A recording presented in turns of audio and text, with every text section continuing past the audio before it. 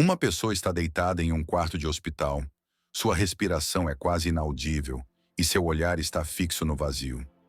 De repente, ela sorri, estende a mão e sussurra: "Você veio.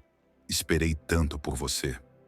Não há ninguém ao lado, mas em seus olhos há alívio, como se tivesse visto alguém que amou durante toda a vida. Familiar? Talvez você mesmo tenha presenciado momentos assim, ou tenha ouvido histórias de amigos. Antes de morrer, minha avó conversava com um avô que faleceu há 20 anos. Meu pai de repente disse que minha mãe o estava chamando, mas ela não estava no quarto. Essas histórias se repetem de geração em geração, em diferentes países e culturas. Elas assustam, encantam e fazem chorar. Mas o principal é que deixam uma pergunta que queremos responder. Por que as pessoas veem aqueles que já não estão mais aqui em seus últimos momentos? O que é isso? Coincidência? Falha no cérebro? Ou algo que a ciência ainda não consegue explicar? Todos nós, mais cedo ou mais tarde, enfrentamos a morte. É a única coisa que une cada um de nós, e a única sobre a qual é tão difícil falar. Mas são nesses momentos, quando a vida está chegando ao fim, que algo incrível acontece. Pessoas que já não conseguem sair da cama de repente dizem: "Estou pronto", olhando para o vazio. Aqueles que por meses não reconheciam os familiares começam a chamar pelo nome de pessoas que morreram décadas atrás. Às vezes descrevem uma luz brilhante, outras vezes a sensação de serem abraçados. E às vezes simplesmente sorriem, como se estivessem encontrando um velho amigo. Você pode acreditar na vida após a morte ou considerar essas histórias fruto da imaginação. Mas o fato permanece. Essas visões trazem paz. Transformam o fim da vida não em uma tragédia, mas em uma despedida estranha, quase mística. Talvez por isso, até os médicos e céticos mais racionais fiquem em silêncio quando confrontados com isso. Como explicar que uma pessoa, que uma hora antes gritava de dor, de repente se acalma e diz: "Está tudo bem, não tenho medo"? Como entender por que, no final, as pessoas muitas vezes parecem felizes? A morte é um mistério que nos assusta com seu desconhecido. Mas essas visões parecem levantar o véu. Elas nos lembram. Mesmo no fim, talvez não nos espere a solidão, mas um encontro. Não a escuridão, mas a luz. Não o medo, mas o amor. E talvez é exatamente por isso que nos apegamos tanto a essas histórias. Elas nos dão esperança de que a despedida não seja definitiva, que o vínculo com aqueles que amamos não se rompe, mesmo quando a vida chega ao fim. Se você viveu algo semelhante, sabe como é emocionante. Como dá vontade de acreditar que não foi delírio, mas um encontro real. Como é importante que alguém diga: "Sim, eu entendo. É real." Hoje não vamos discutir sobre fé e ciência. Vamos apenas tentar entender o que está por trás desses momentos misteriosos e por que, apesar de todos os medos, eles frequentemente se tornam a lembrança mais reconfortante para aqueles que permanecem vivos. Porque no final das contas, essas não são apenas histórias sobre a morte. São histórias sobre o amor, que parece ser mais forte que tudo no mundo. Então, chegamos à principal questão. O que realmente acontece quando uma pessoa, nas últimas horas de vida, vê aqueles que perdeu há muito tempo? É um fenômeno universal que não conhece fronteiras. Nos Estados Unidos, enfermeiras de hóspices regularmente registram casos semelhantes. Na Índia, os familiares estão convencidos de que a aparição de mortos é um sinal de que a alma está pronta para a reencarnação. Em pequenas aldeias da Sibéria, os idosos dizem: "Os mortos vêm para guiar os vivos em seu caminho." Mas como é possível que culturas, religiões e até épocas tão diferentes descrevam a mesma coisa? As estatísticas impressionam. Segundo pesquisas, mais de 70% do pessoal médico que trabalha com pacientes gravemente doentes já encontrou pessoas que relataram encontros com falecidos. E nem sempre são parentes próximos. Às vezes, as pessoas veem amigos de infância, primeiros professores ou até animais de estimação que amavam. Um homem morrendo de câncer, uma semana antes de morrer, começou a contar como brincava no parque com o cachorro de sua juventude, Barry. Ele continua tão alegre como naquela época, em meados do século passado, dizia rindo o paciente. sua filha mais tarde admitiu. Meu pai não mencionava Barry há várias décadas. De onde o cérebro tirou esses detalhes? Mas é aqui que começa o mais complicado. Cientistas que tentam explicar o fenômeno enfrentam um paradoxo.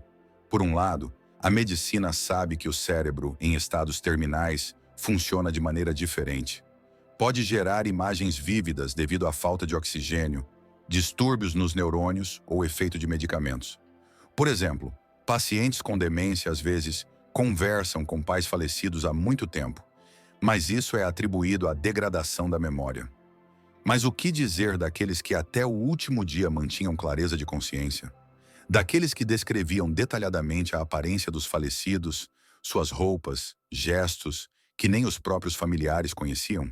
Por outro lado, as tradições espirituais do mundo oferecem suas respostas. Os cristãos acreditam em anjos da guarda que recebem a alma. Na Índia, frequentemente se fala sobre a transição da alma para um novo nascimento.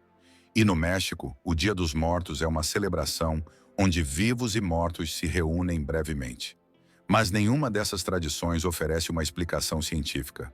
Conclui-se que estamos presos entre dois polos. O racional são alucinações e o metafísico é uma mensagem de outro mundo. E quanto mais estudamos o fenômeno, mais perguntas surgem. Tomemos, por exemplo, a história de Ellen, uma mulher que antes de morrer, de repente começou a falar hebraico, embora nunca o tivesse estudado. Sua filha registrou. Ela se dirigia a alguém chamado Rachel, chamava-a de irmã. Depois descobrimos nos arquivos. Sua bisavó, que morreu durante o Holocausto, tinha esse nome e falava hebraico. Coincidência? Talvez, mas há milhares de casos assim. Como explicar que os moribundos às vezes sabem coisas que não poderiam saber? Ou veem aqueles sobre quem nem sequer suspeitavam? Os céticos apontam com razão. O cérebro é um grande enganador. Ele pode criar cenários plausíveis, misturando fragmentos de memórias, emoções e estímulos externos. Mas mesmo eles reconhecem. Nessas histórias, há algo que vai além das alucinações comuns. Por que as imagens dos mortos frequentemente tranquilizam, em vez de assustar? Por que as pessoas que passaram por morte clínica e viram aquela luz retornam com descrições idênticas? Túnel, luz, sensação de amor. Parece que batemos em uma parede. A ciência ainda não pode confirmar nem refutar as interpretações espirituais. As religiões oferecem consolo, mas não provas. E as histórias dos testemunhos continuam se multiplicando, deixando-nos em um estado de suspense. Talvez o problema esteja na própria pergunta, pois ao tentar entender por que isso acontece, esquecemos de perguntar: para quê? E se essas visões não forem erros do cérebro, nem mensagens de cima, mas algo maior? E se elas forem necessárias não para quem parte, mas para quem fica? Porque no final das contas, cada uma dessas histórias é como uma ponte entre a vida e a morte. Uma ponte que nos ajuda a aceitar o inevitável, a acreditar que as pessoas que amamos lá não desapareceram para sempre. E mesmo que seja uma ilusão, será que isso a torna menos valiosa? Vamos deixar de lado a metafísica por um momento e descer à terra. O que a ciência diz sobre por que o cérebro moribundo cria imagens tão vívidas? Descobre-se que nossos neurônios, em estados críticos, se comportam como uma orquestra sem maestro. Tocam sua última sinfonia e às vezes nela ressoam as vozes daqueles que amamos. Tudo começa com o organismo, ao sentir a proximidade do fim, ativando mecanismos de defesa surpreendentes. Por exemplo, em casos de grande perda de sangue ou falta de oxigênio, o cérebro entra em modo de economia de energia. Ele desativa funções secundárias, mas ativa áreas relacionadas às emoções e à memória. Neurocientistas comparam isso a uma lanterna que, antes de apagar, brilha intensamente. Nesse momento, o hipocampo, um tipo de arquivo de nossa vida, começa a reproduzir fragmentos de memórias de maneira caótica. Uma pessoa pode ver simultaneamente a mãe da infância, um amigo de escola e seu primeiro cachorro. Mas há outro processo que explica por que essas visões frequentemente são acompanhadas por uma sensação de paz.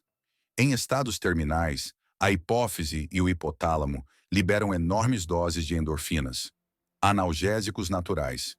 Essas substâncias não apenas aliviam a dor física, mas também provocam euforia, semelhante ao efeito dos opiáceos. Imagine, sua consciência lentamente se mergulha em um banho quente de hormônios da felicidade, enquanto o subconsciente projeta os melhores momentos da vida. Não é de admirar que as pessoas, nesse estado, sorriam, mesmo quando seus corpos já estão falhando. Um estudo interessante foi conduzido há alguns anos em um hospice de Nova York. Observando 1.500 pacientes, os médicos notaram uma regularidade. Aqueles que relataram encontros com os mortos eram menos propensos a sofrer de ansiedade e pânico. Sua respiração se estabilizava, a pressão se normalizava, e em seus rostos aparecia uma expressão que os familiares posteriormente chamavam de iluminada. Um dos autores do estudo, o Dr. Michael Barnett, sugeriu: talvez o cérebro crie essas imagens não por acaso. É um antigo mecanismo biológico que facilita a transição mais difícil. Mas como explicar os casos em que os moribundos veem pessoas que não lembravam há décadas? Aqui entra em jogo outro. Críticos, no entanto, perguntam: se é apenas química, por que as visões frequentemente coincidem com as expectativas espirituais da pessoa? Um crente vê anjos, um ateu vê parentes falecidos, uma criança vê seu brinquedo favorito. Cientistas respondem: o cérebro é um mestre em adaptação. Ele usa o material mais próximo da consciência. Como um diretor teatral, monta o último espetáculo, baseando-se em nossas crenças e medos mais profundos. Mas mesmo as explicações mais racionais não eliminam o principal. Esses processos são incrivelmente harmoniosos. Transformam o final da vida não em caos, mas em uma jornada ordenada pelos momentos mais importantes. Talvez seja por isso que muitos médicos, ao observarem esses casos, param de falar em alucinações e começam a usar a palavra transição. Afinal, independentemente do que acontece no nível dos neurônios, o resultado é sempre o mesmo. A pessoa parte sentindo-se em casa. E aqui voltamos ao ponto de partida. A ciência descreve os mecanismos, mas não elimina o mistério. Ela apenas mostra que, mesmo nos últimos momentos, o cérebro cuida de nós, cria a luz no fim do túnel, proporciona um encontro com aqueles que deram significado à nossa vida. E talvez esse seja seu maior milagre. Agora imagine que você está à beira de um precipício. Abaixo, escuridão e desconhecido. Atrás de você, tudo o que é precioso. O medo paralisa, mas de repente alguém segura sua mão e diz: estou com você. Assim funciona o nosso subconsciente nos últimos momentos da vida. Ele não nos deixa sozinhos com a transição mais assustadora, mas envia aqueles que um dia nos deram segurança. Psicólogos chamam isso de mecanismo de enfrentamento. Uma estratégia interna que ajuda a lidar com o estresse insuportável. Imagine uma criança com medo de dormir no escuro. Ela fecha os olhos e imagina que a mãe está por perto, mesmo que não esteja no quarto. De maneira semelhante, o cérebro de um adulto convida imagens de entes queridos falecidos para amenizar o pavor da morte. Isso não é fraqueza, mas um antigo instinto de sobrevivência. No momento crítico, a mente se agarra ao que é mais precioso: o amor, o senso de conexão, a memória daqueles que diziam: tudo ficará bem.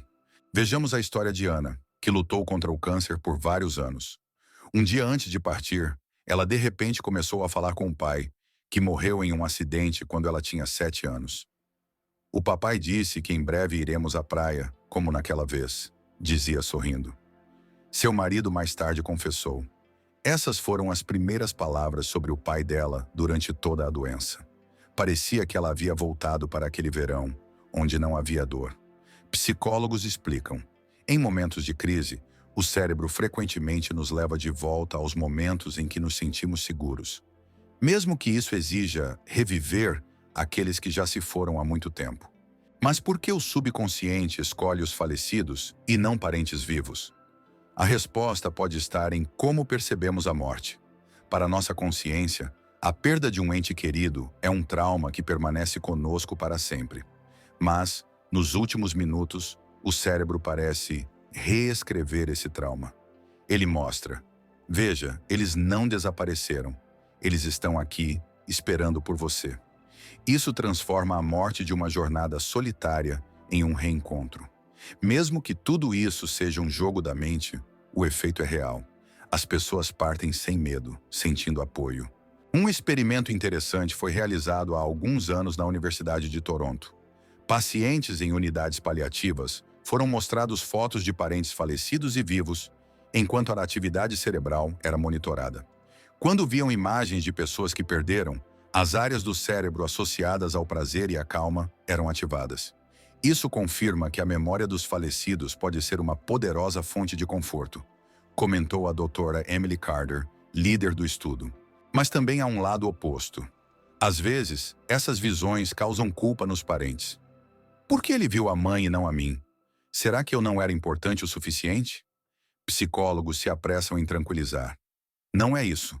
O cérebro sob estresse recorre às camadas mais profundas e frequentemente infantis da memória. Se o moribundo chamou pela avó que o criou na infância, isso não desvaloriza o amor pelos filhos ou pelo cônjuge. Isso apenas significa que, no momento mais difícil, ele retornou àquele que foi sua porto seguro. As culturas do mundo entenderam isso intuitivamente muito antes do surgimento da psicologia. Nos mitos gregos antigos, os heróis moribundos eram recebidos pelas sombras de seus ancestrais. Nas práticas xamânicas da Sibéria, os guias para o outro mundo eram parentes falecidos. Mesmo as religiões modernas ensinam que, no outro mundo, seremos recebidos por aqueles que nos amaram em vida. Talvez isso não seja coincidência, mas uma verdade universal sobre a natureza humana. Não podemos aceitar a morte sozinhos. Precisamos acreditar que seremos guiados. É por isso que mesmo os céticos mais convictos, ao perderem entes queridos, às vezes sussurram: "Se você pode me ouvir." Essas palavras não são fraqueza. São o reconhecimento de que, em algum lugar no fundo da alma, todos queremos que o último caminho seja iluminado por rostos familiares. Que a despedida seja um encontro, não uma separação. Que a morte, como a vida, não seja sem amor. A morte é a única experiência que une todas as pessoas no planeta. E quase todas as culturas criaram suas próprias formas de explicar por que, nos últimos momentos de vida, vemos aqueles que perdemos. Das savanas africanas às metrópoles japonesas, dos rituais indígenas às lendas europeias, essas histórias tão diferentes falam de uma coisa: a morte não rompe os laços entre nós. No Japão, onde o shintoísmo ensina que os falecidos se tornam kami, espíritos protetores, o fim da vida é frequentemente descrito como uma transição para o mundo dos ancestrais. Minha avó, antes de morrer, de repente começou a falar com meu avô, que não via há muitos anos. Compartilha Yuki de Tóquio. Ela disse: "Ele está no jardim com uma lanterna e acenando para mim. Para nós, isso é um sinal de que ele veio para acompanhá-la." Em Gana, onde as tradições de veneração aos ancestrais são mais fortes do que em qualquer outro lugar, a morte é chamada de retorno para casa. Quando uma pessoa idosa vê parentes falecidos, a família prepara um banquete festivo, acreditando que os espíritos vieram para a festa antes de sua longa jornada. Meu pai, antes de partir, ria e dizia que seus pais estavam dançando, conta Kwame de Accra. Cantamos com ele porque sabíamos, ele não estava sozinho. No México, o Dia dos Mortos transformou o medo da morte em uma celebração. Altares com fotos, flores e comida favorita dos falecidos não são apenas uma tradição. Minha tia, um dia antes de morrer, viu seu falecido marido carregando um violão e cantando, diz Carla da cidade do México. Ela sorria e sussurrava: "Eles estão me chamando para o carnaval." Na Índia, onde a crença na reencarnação é forte, essas visões são consideradas um sinal de que a alma está pronta para renascer. Antes de morrer, minha mãe conversava com a avó em um idioma que não usava desde a infância. Lembra Rajiv de Mumbai. Percebemos, seu espírito já estava lembrando de vidas passadas. Até mesmo nos países escandinavos, onde os antigos mitos sobre Valhalla se misturaram com a modernidade, há histórias semelhantes. Meu avô, um fazendeiro da Noruega, antes de morrer gritava: "Pai, veja o seu trenó", conta Eric. Ele acreditava que as valquírias o levariam para um mundo onde haveria festas e batalhas eternas. O que une todas essas histórias? A necessidade universal de acreditar que não desaparecemos. Cientistas encontram detalhes comuns em visões ao redor do mundo. luz, sensação de calma, encontros com aqueles que proporcionaram amor. Na China, podem ser ancestrais com leques. No Brasil, espíritos dançantes do carnaval. No Egito, deuses com cabeças de animais. Mas a essência é a mesma. A morte não é o fim, mas uma ponte entre mundos. Curiosamente, mesmo nas sociedades mais seculares, essas crenças permanecem vivas. Na França, onde quase metade das pessoas se declara ateia, trabalhadores de hóspices relatam: pacientes frequentemente veem cônjuges falecidos. Eles dizem: ele está me esperando no nosso café à beira-mar, e partem com um sorriso. E nas redes sociais como TikTok e YouTube, histórias de últimos encontros acumulam milhões de visualizações.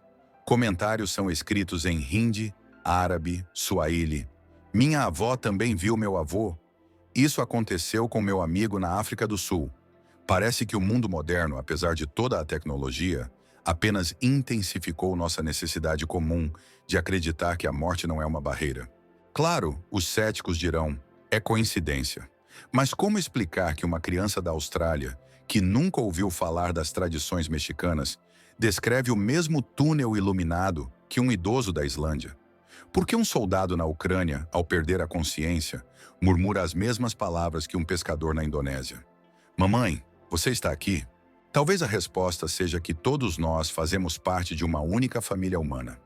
Nossas culturas, como vidros coloridos em um caleidoscópio, refratam a mesma luz de maneiras diferentes. Acreditamos na reencarnação, no paraíso, nos espíritos dos ancestrais ou na energia do universo. Mas na base de tudo sempre estão o amor e a memória. Por isso, quando uma idosa italiana chama pelo marido falecido, ou um yogi indiano vê um mestre que morreu há muitos anos, isso não são apenas alucinações. É a voz da nossa humanidade compartilhada, que se recusa a acreditar que a morte é mais forte do que o amor. E mesmo que a ciência ainda não tenha encontrado todas as respostas, essas histórias nos dão o mais importante: coragem para aceitar o inevitável. Afinal, se no último momento somos recebidos por aqueles que nos amaram em vida, então a morte é apenas mais um capítulo no eterno livro da conexão entre gerações. Alguns chamam isso de coincidência, outros de milagre. Mas essas histórias, vindas de diferentes cantos do planeta, emocionam até mesmo os mais céticos. Elas são como cartas do coração da humanidade, escritas na linguagem do amor, que não reconhece fronteiras entre a vida e a morte. Na Itália, na Sicília, Maria, com mais de 90 anos, passou os últimos anos em um asilo, quase sem falar devido à demência. Um dia antes de morrer, ela inesperadamente sentou-se na cama, sorriu e começou a falar em árabe fluente, a língua de sua infância na Tunísia, que havia esquecido há muitas décadas. Ela chamava pelo irmão Ahmed, que morreu durante a Segunda Guerra Mundial. Relembra uma enfermeira. Ela dizia: eu vejo nossa casa no deserto, mamãe está assando pão. Verificamos sua biografia, tudo conferia. Na Coreia do Sul, em Seul, um jovem motorista de táxi chamado Chan Hun sofreu um acidente. Em coma, os médicos lutaram por sua vida durante vários dias. Quando ele acordou, contou: eu estava na estação de metrô e ao meu lado estava meu avô, que morreu 5 anos atrás. Ele disse: seu trem ainda não chegou. Volte. O mais estranho é que Chan Hun nunca soube que seu avô havia trabalhado como despachante no metrô até os anos 1980. Apenas a avó confirmou isso, diz ele. No Quênia, em Nairobi, uma idosa chamada Nia Murai, mãe de 6 filhos, estava morrendo de malária. 1 hora antes de sua morte, ela começou a cantar uma canção de ninar no idioma Kikuyu, que não cantava desde meados do século passado. Ela olhava para o canto do quarto e acenava, como se visse alguém, lembra a filha. Depois ela disse: minha mãe está aqui. Ela trouxe água do rio para que eu beba. Na cultura Kikuyu, o rio simboliza a transição entre mundos. No Brasil, na Amazônia, o pescador João, que sofreu queimaduras fatais durante um incêndio na floresta, repetia antes de morrer: todos estão aqui, meu pai, meu tio, até minha cadela Leila. Disseram que o rio está cheio de peixes e o barco já está pronto. Mais tarde, sua esposa descobriu que todas as pessoas mencionadas por ele haviam morrido na mesma região há 20 anos. Leila era a cadela dele, que morreu na infância. Como ele se lembrou do nome dela? Questiona ela. Na Índia, no Rajastão, uma mulher chamada Sarodi, que ficou cega na velhice, exclamou de repente um dia antes de morrer: "Olhem como o sol brilha intensamente no sari da minha filha." A filha havia morrido 15 anos antes, mas os parentes encontraram uma fotografia antiga. Ela realmente estava em pé sob a luz do sol, usando um sari laranja. "Minha mãe não enxergava há 20 anos, mas descreveu tudo com precisão", disse seu filho.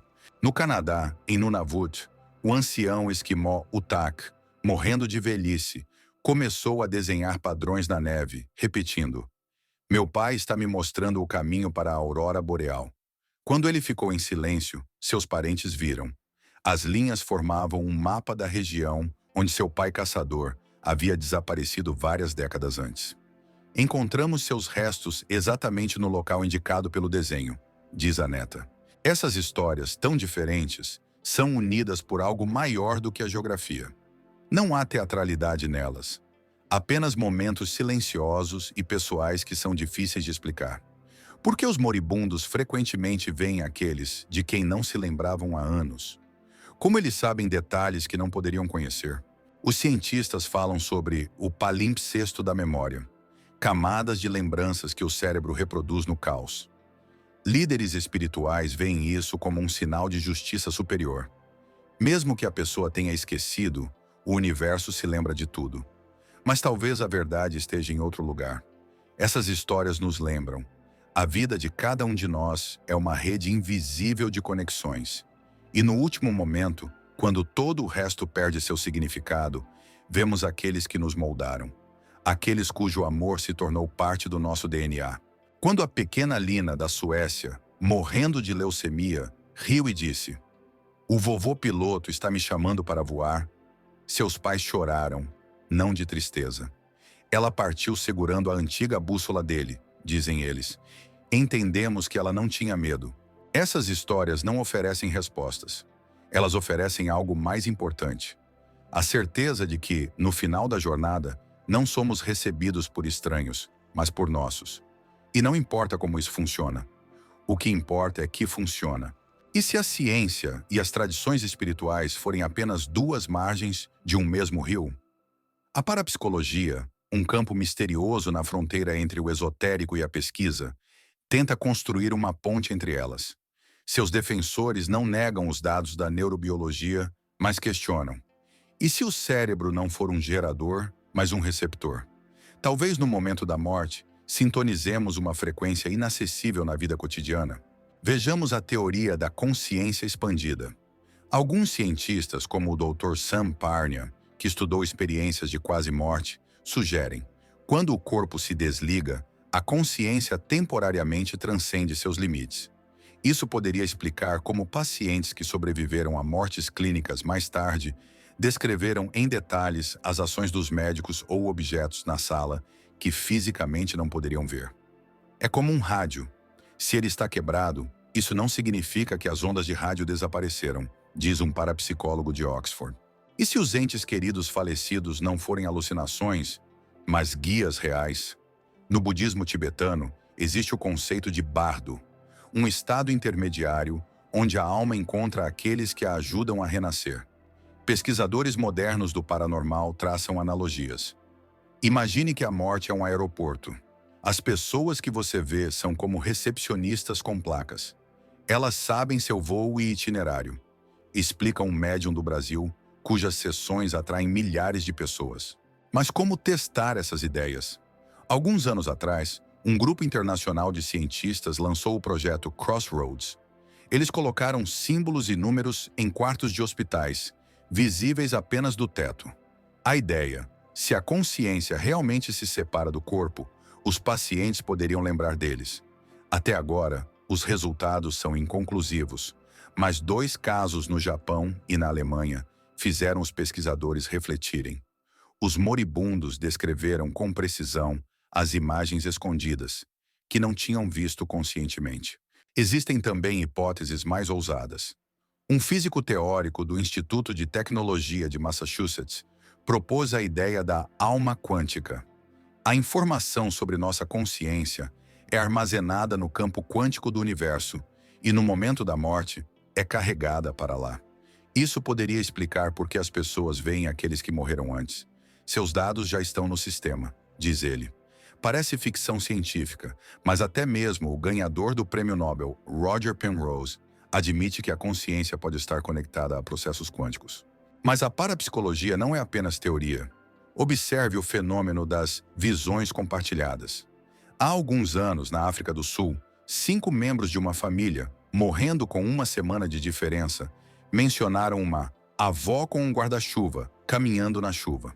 Mais tarde, descobriu-se que a avó havia morrido em meados do século passado, durante uma enchente. Um fato que a geração mais jovem desconhecia. Como o cérebro de 5 pessoas diferentes criou a mesma imagem sem sugestões externas? Questiona o parapsicólogo que estudou o caso. Os críticos, é claro, apontam para alucinações em massa e coincidências. Mas até eles admitem. Alguns detalhes são desconcertantes.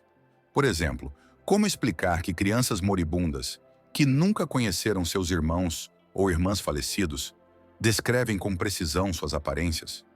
Ou a história de um veterano australiano que, antes de morrer, mencionou o nome do filho não nascido de sua noiva falecida? Um fato descoberto apenas em um diário antigo dela. Talvez nunca saibamos a resposta, mas a parapsicologia oferece algo essencial. Uma linguagem para o diálogo entre fé e razão. Ela não exige escolher entre alucinação ou milagre. Em vez disso, propõe: e se for ambos? Afinal, mesmo que as visões sejam produtos do cérebro, de onde ele tira histórias que deixam até os cientistas perplexos? De qualquer forma, essas teorias mudam nossa perspectiva sobre a morte. Transformam-na de um desaparecimento solitário em um momento de conexão com o universo, com a memória das gerações, com algo que ainda não podemos medir. E talvez esse seja o seu valor. Elas deixam a porta entreaberta para o mistério, para a esperança de que o último suspiro não seja um ponto final, mas reticências. No final das contas, todas as teorias, debates e pesquisas são apenas tentativas de entender o que talvez não precise ser compreendido. Como explicar o cheiro da chuva a uma criança? Como descrever a beleza de um pôr do sol a alguém que nunca viu? Às vezes, as coisas mais importantes estão além das palavras e da lógica. Essas histórias sobre os últimos encontros, independentemente de sua natureza, nos dizem uma coisa: o amor não conhece limites. Ele não desaparece quando a memória se apaga, nem se dissolve quando o coração para de bater. Ele permanece no sorriso de quem parte, em suas últimas palavras, na forma como sua mão aperta a sua, como se prometesse: isso não é para sempre. Imagine uma biblioteca onde cada livro é uma vida. Na última página, não há ponto final. Há a luz de uma janela pela qual alguém olhou, o aroma do café compartilhado, a melodia sob a qual dançaram, e os rostos daqueles que esperam atrás da porta para dizer: lembramos de tudo isso. Obrigado por continuar nossa história. Se você perdeu alguém próximo que, antes de partir, viu alguém que já se foi, não busque explicações ou dúvidas. Não importa se foi um surto de endorfinas ou um encontro real. O importante é que essa pessoa não estava sozinha, que no momento mais difícil, ela sentiu aquilo que todos queremos sentir: amor, aceitação, a disposição de seguir em frente. Talvez você mesmo tenha passado por uma experiência de quase morte e visto uma luz ou ouvido vozes. Ou talvez ainda se lembre de como sua avó, antes de morrer, chamava pelo avô que você nunca conheceu. Que suas experiências não sejam motivo de disputas. Que elas sejam seu farol pessoal, um lembrete de que ainda há espaço para milagres no mundo. Mesmo que esse milagre viva apenas em seu coração. Frequentemente pensamos na morte como silêncio, mas ouça as histórias ao seu redor. Há tantos sons nelas: o riso de uma criança que voou com o avô piloto, o sussurro de um idoso chamando pela esposa falecida há anos, a canção de uma mãe em uma língua esquecida há décadas. Isso é silêncio? Não. É um hino à conexão humana, que ressoa através do tempo, das distâncias e até mesmo das leis da física. Então, permita-se acreditar. Não necessariamente no céu, na reencarnação ou em fantasmas. Apenas que o amor é mais forte, mais forte do que o medo, mais forte do que a dor, mais forte do que a própria morte. E se um dia você estiver à beira entre mundos e não houver ninguém vivo ao seu lado, não se assuste. Talvez você ouça uma voz familiar. Estou aqui, vamos para casa. E para aqueles que ficam, essas histórias oferecem algo vital: o direito à esperança. Esperança de que a despedida não seja o fim de um diálogo, mas apenas uma pausa. Que nossas lágrimas não sejam em vão e que a memória não seja um fardo, mas asas. Que, em algum lugar, além do horizonte, alguém guarda todos os nossos desculpe, obrigado e eu te amo. A vida não é uma corrida curta, nem uma maratona. É um revezamento, onde passamos o bastão da memória para aqueles que vêm depois de nós. E mesmo quando parece que você está correndo sozinho, olhe para trás. Em sua mão está o calor de milhares de mãos que correram antes de você. Eles estão ao seu lado, invisíveis. Eles sussurram. Você consegue. Então, não enterremos o amor com aqueles que perdemos. Vamos carregá-lo conosco. Como um vagalume em um frasco, uma carta no bolso, aquela canção de ninar que nos embalava na infância.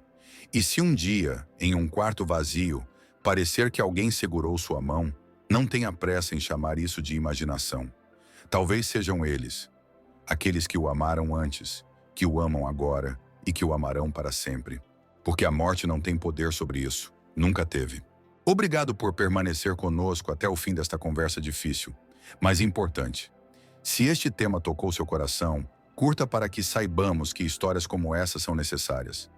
Conte nos comentários. Você ou alguém próximo já passou por momentos assim? Sua experiência pode ser um apoio para os outros. Não se esqueça de se inscrever. Ainda temos muitos temas que farão você refletir, se surpreender e acreditar no incrível. Ative o sino para não perder novos vídeos. E lembre-se, não importa quais perguntas nos separem, o amor e a compaixão sempre nos unem. Até o próximo encontro neste mundo surpreendente, onde até no fim do túnel há luz.